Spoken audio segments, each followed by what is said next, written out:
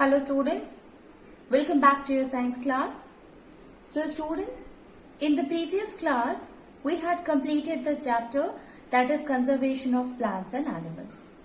You see students, in that chapter we have seen that how we can conserve our plants, our animals, why there is a need of conserving the plant and animal students, as well as what are the different measures that we can take in order to protect it. We have understood that what is the loss of biodiversity, what are the different causes, and what will happen, what is the consequences of the loss of biodiversity, and as an individual, what are the measures that a person should take in order to protect our biodiversity.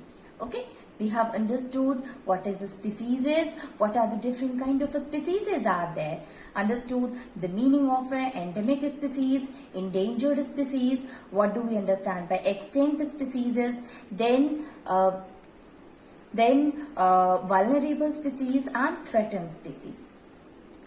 We have also seen that what are the measures taken by government. So government, they had made national park and wildlife sanctuary in India.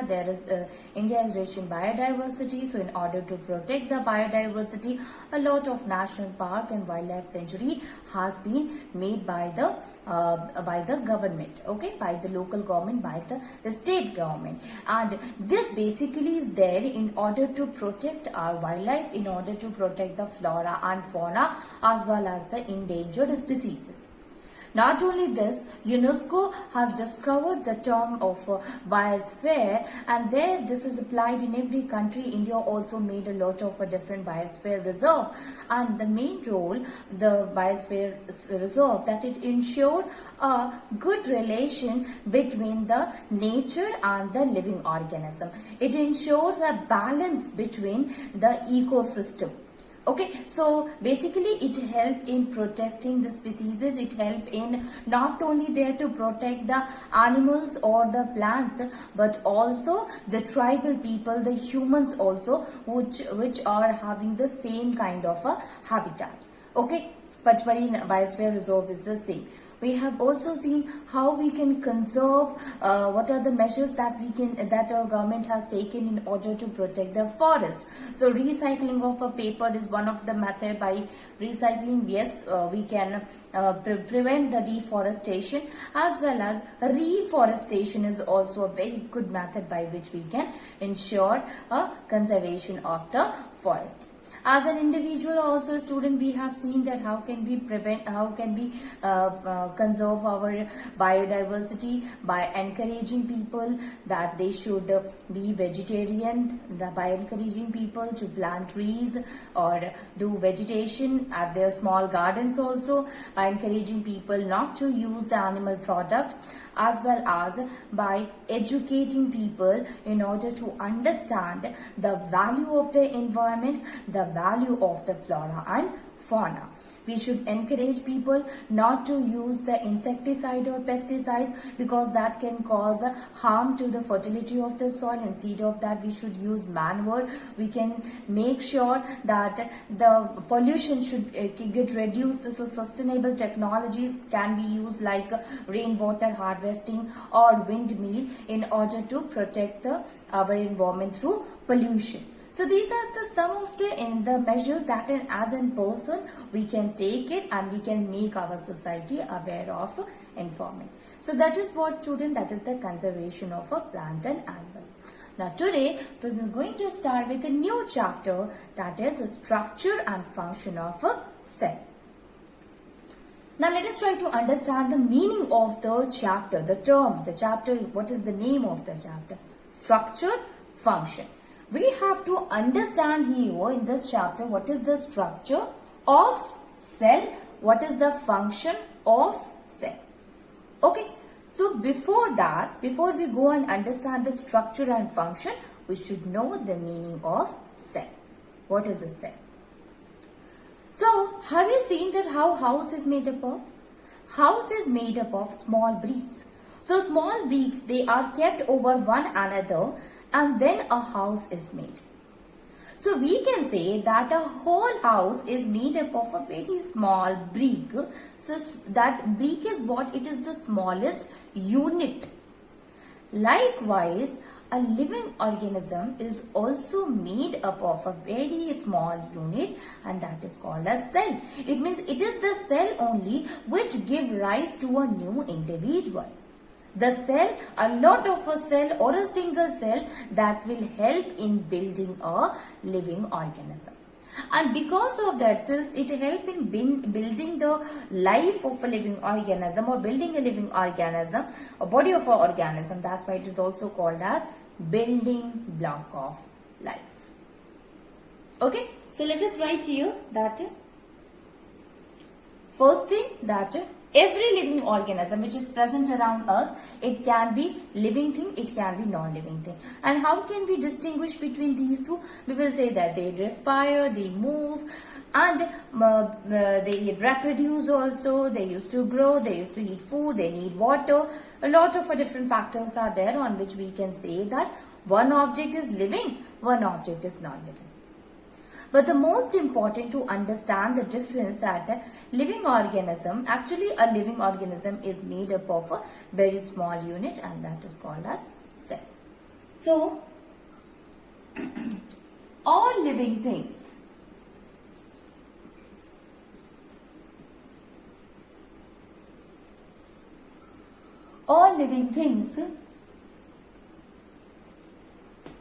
are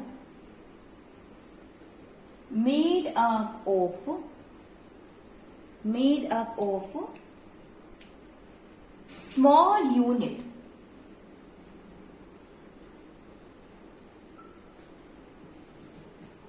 called as cell. That is called as cell. So all living organisms, basically they are made up of a smallest unit, that is called as cell. Now let us see that what is a cell, student.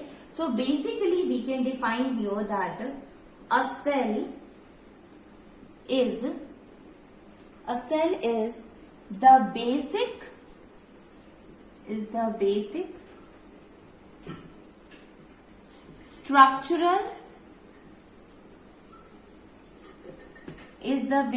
structural and functional unit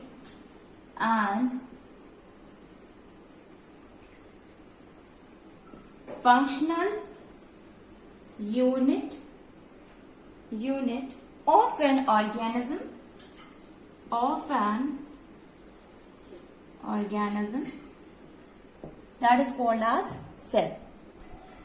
A cell is what? It is the basic structural functional unit of an organism.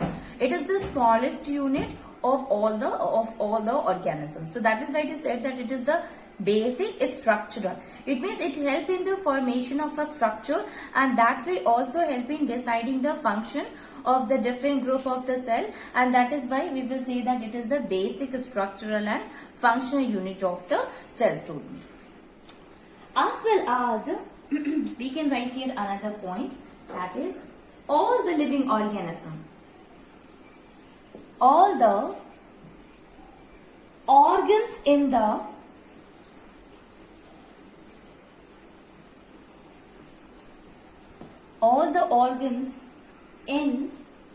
a living organism,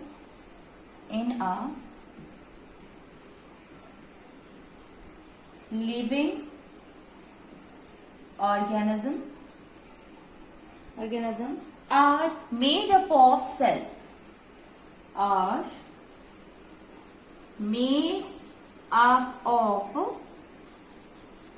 cells.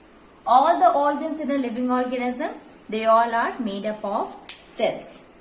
Now, and because of this,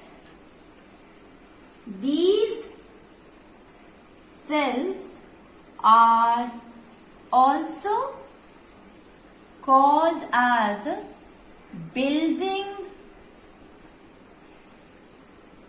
blocks of life.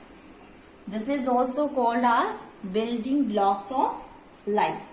So you see that it is what? It is the basic structural and functional unit, and this we can say, student, all the organs in a living organism are made up of a cell.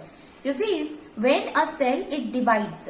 Basically what happened in an organism, if you talk about a human being, so human being is made up of the cell. We are saying that the smallest unit of the living organism of a organism is the cell. It means this cell divides, and formation of other cell, that will also divide other cell, again that all of them will start dividing and dividing, a lot of a cell will be formed. These cells, they combine together to form tissues. You all have heard about the word tissue, right? And the tissues, again the cells continuously divided, and finally there is a formation of an organ. So basically the cells are responsible for the formation of an organ, and that is why it is said that all the organs which is present inside our body, it is made up of a cell.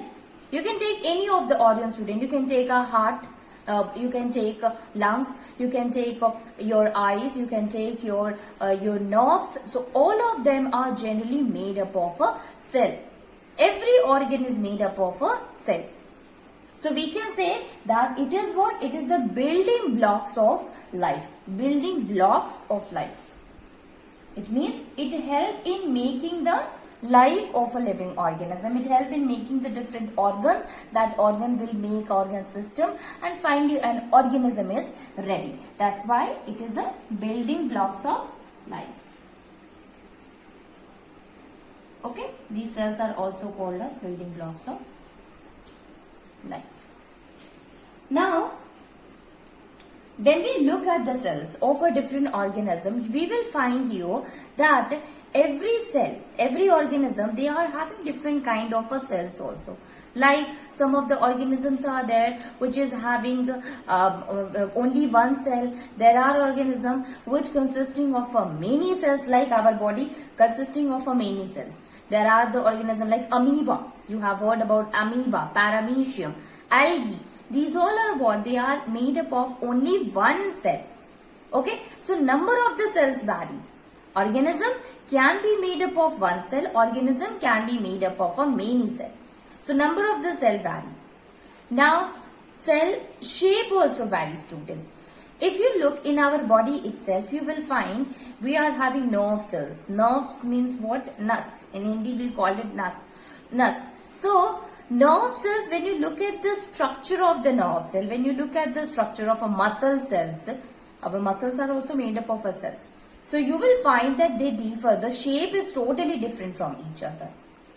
Now not only this, but the size also differ from each other. Nerve cells, they are elongated, while if you look at the osteocytes, they are smaller in size. So we can say here that the cells, they do not differ only in the number, but also they differ from the other cells in shape and in size. You see, students, if we talk about the largest cell, so ostrich egg is the largest cell.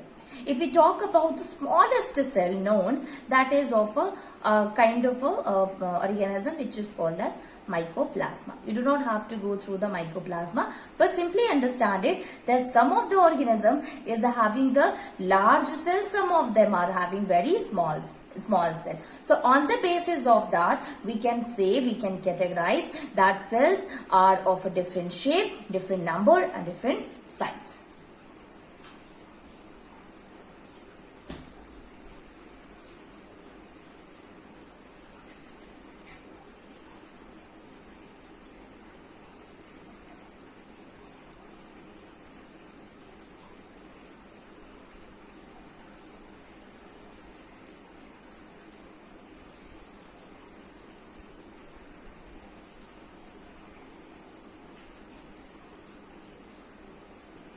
Okay, so here we can write it that an organism is made up of number of cells.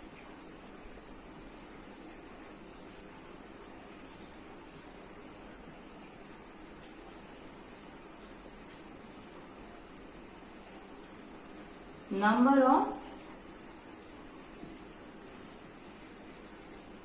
number of cells and different types of cells.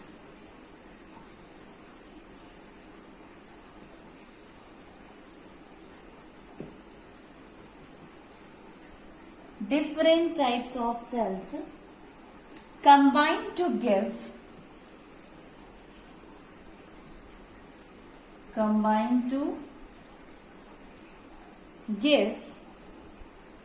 shape and size to an organism. Shape and size to an organism.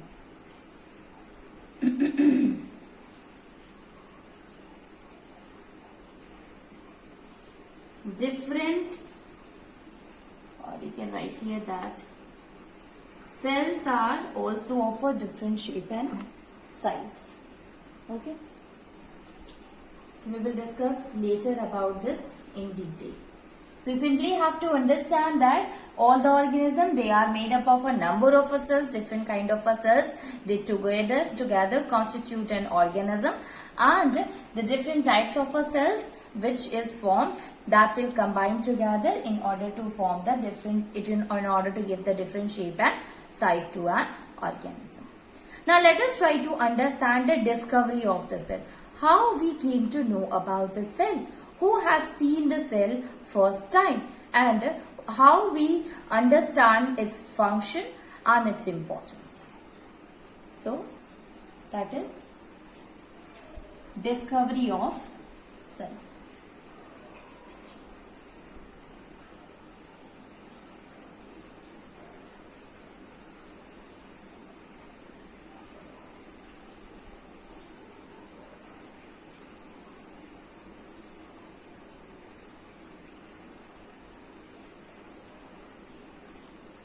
Discovery of cell.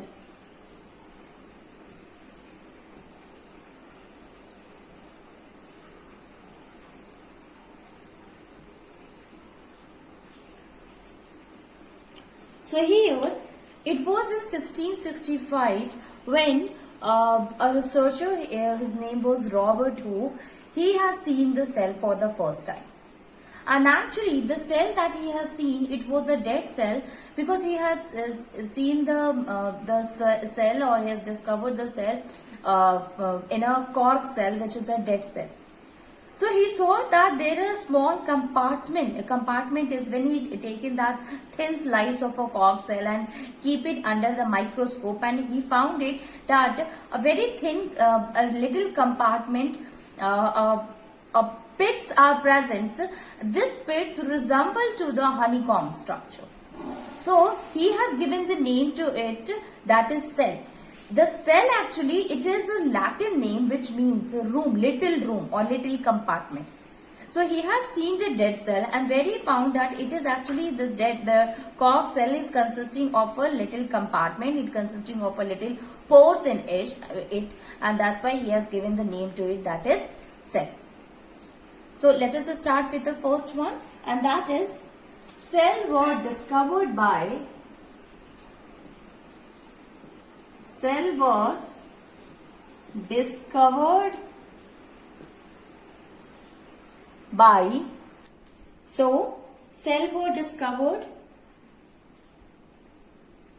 in 1665 by an Englishman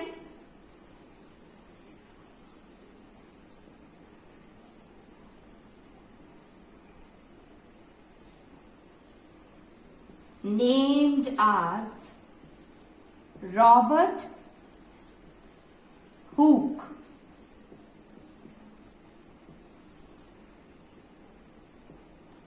He is also known as the father of cytology, students. So who has discovered the cell? That is Robert Hooke. So basically what happened, he was examining a thin slice of a cork cell.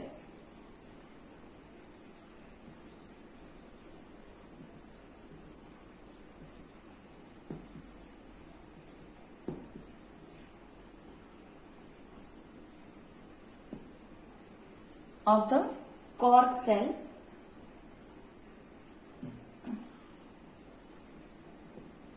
under his microscope. Why I am saying his microscope? Because this microscope was made by Robert Hooke itself. It is a kind of a primitive microscope. Student, not very advanced.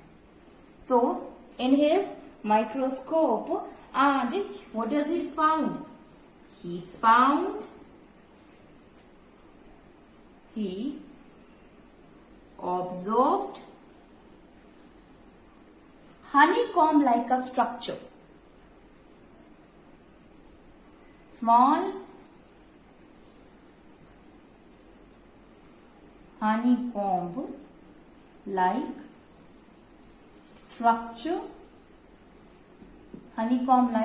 structure, which is separated from thin partition.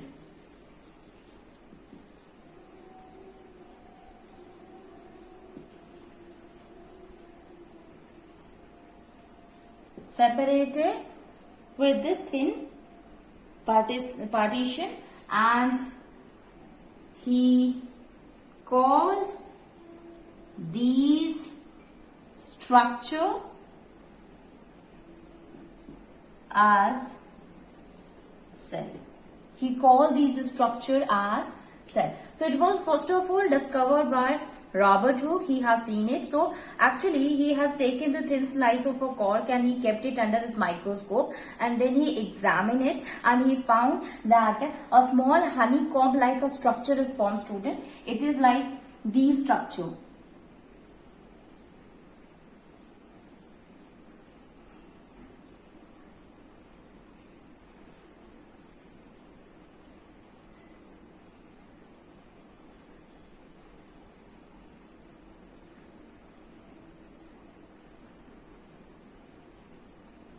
Like such kind of a structure he has shown in that thin slice of a cork, and he has also seen that all these this honeycomb structure, they are separated from each other through a partition, and thus since it was looking, the pits are there, it's like a compartment because they are divided. The partition is also there.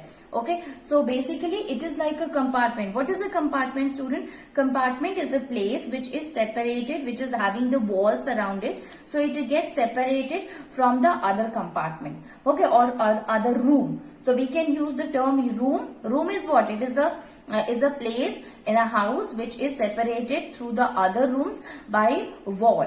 Okay, by partition. The same thing here we have seen. This consisting of a honeycomb like a structure which is separated from each other through partition. Okay, and that is why he has given this term, that is cell.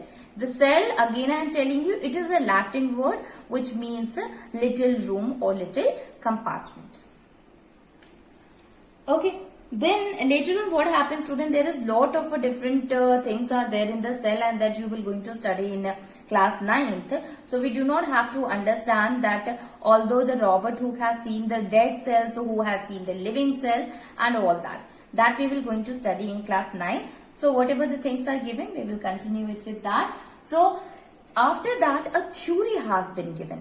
Actually, let me write it, cell theory.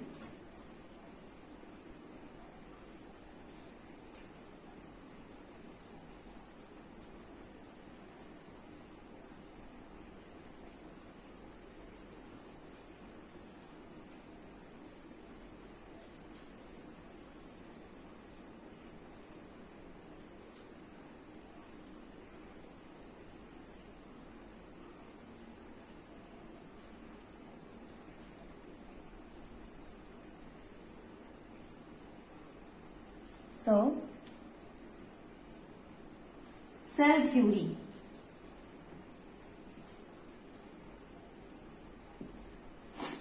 What happened?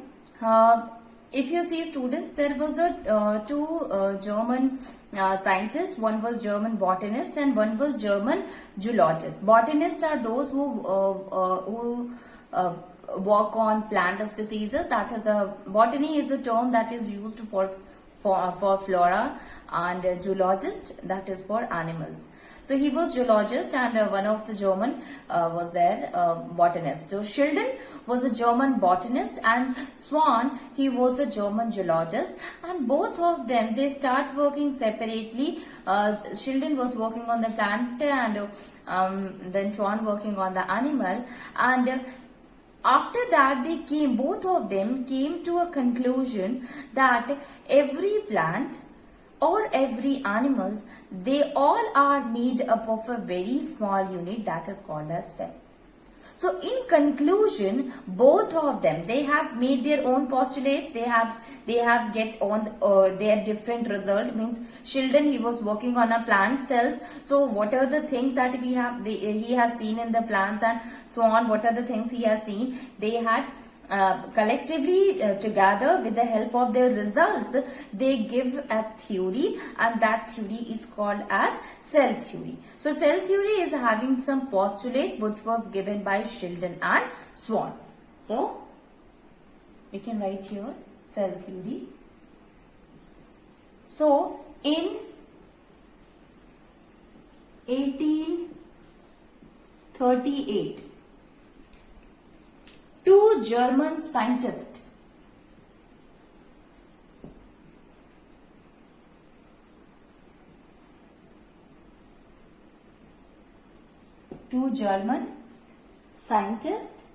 Sheldon and Swan,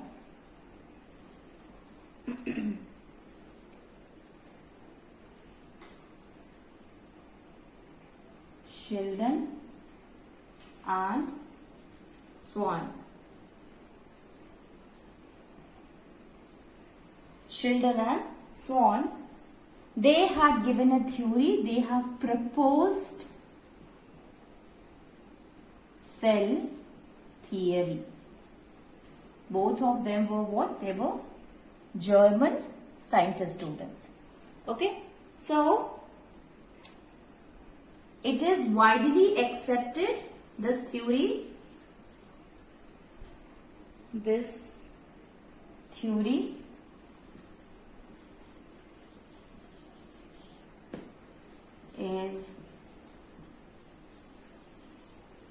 widely accepted explanation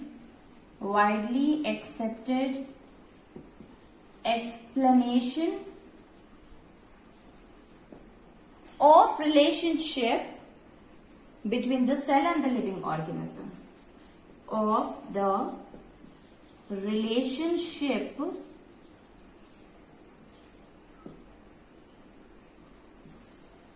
between the cell and the living organism.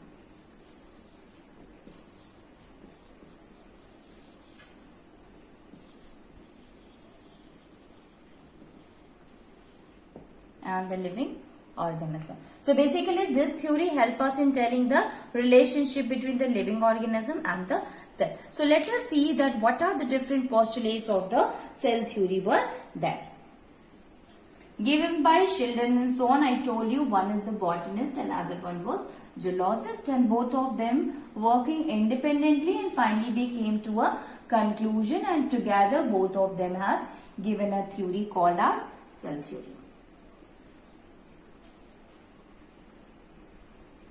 So the first postulate for that was all the living organism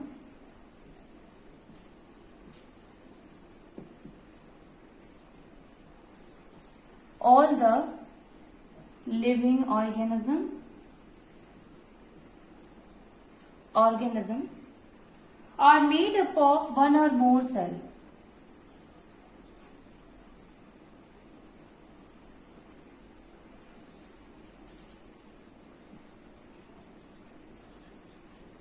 It is said that every living organism, either it can be plant or it can be animals, any of the living organism, they are generally made up of one cell, or it can be made up of more than one cell. Whenever it says the one cell, student, remember that we are not talking about at that time about plant and animals, because plant and animal, both of them consisting of a number of cells in it. Okay.